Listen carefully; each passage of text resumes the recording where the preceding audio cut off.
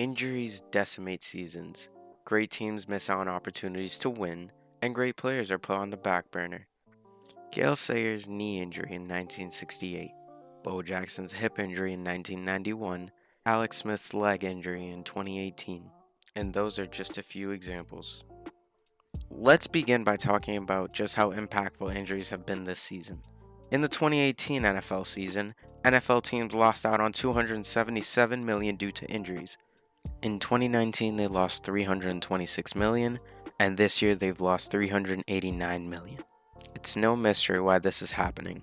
COVID-19 meant players had less time to prepare during the offseason, and when an athlete performing at the highest level forces their body into competitive shape faster than they should, then their body may give out. This is exactly what happened to two of the league's biggest star running backs in Christian McCaffrey and Saquon Barkley.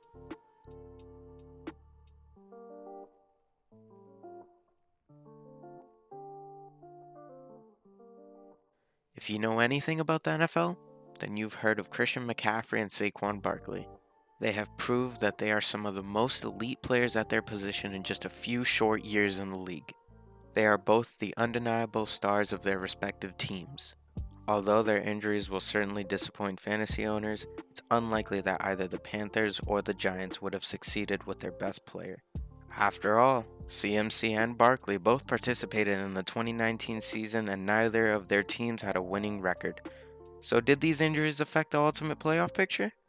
Probably not, but when two of the most elite running backs miss a season, it's certainly worth mentioning.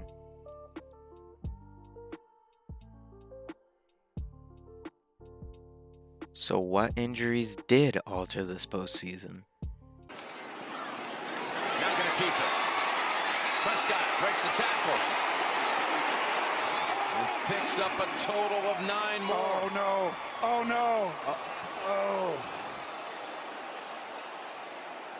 You almost got to hope it's a cramp, don't you, if you're a Cowboy fan right there? Yeah, Tony, it wasn't just a cramp, and it was also the beginning of Dallas's 2020 roller coaster of a season. At this time, it's still possible for Dallas to clinch a spot in the playoffs, but it is virtually certain that their postseason will be lackluster. Without Dak in as QB, the Cowboys' offense has stagnated. In Prescott's absence, Ezekiel Elliott has failed to perform up to standards. He's averaging just 66.9 rushing yards per game, and Dallas's air attack has suffered as well, falling from 3rd overall in the league to number 7.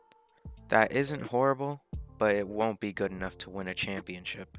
If Dak was never injured, we can assume that the Cowboys would have been a top 10 offensive team, and they would most definitely have a better record. But that's not even the best example. Last season, the 49ers were the strongest team in the NFC. This season, they're sitting at the bottom of their division with a 6-9 record. Last season, their offense was 2nd in points per game and 4th in yards per game. This year, they're 20th in points per game and 15th in yards per game. Their defense has dropped from 2nd overall in the league to middle of the pack. No, they didn't fall off that quickly. They've just been devastated by injuries in a way that no NFL team has been in recent memory. By week 8, the 49ers had lost 30 players to injuries, including Jimmy Garoppolo, their starting quarterback, and George Kittle, one of the best tight ends in the NFL. But those two injuries weren't the only notable ones. Nick Bosa, Deebo Samuel, Raheem Mostert, and Richard Sherman all missed numerous weeks, and without that many starters, the Niners season was doomed from the start.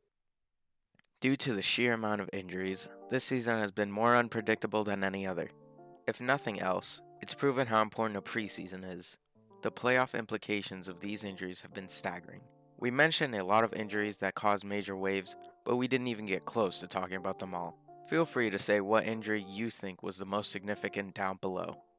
If you like this video, don't forget to subscribe for future videos. Leave a like if you enjoyed. This has been the postseason, and thanks for watching.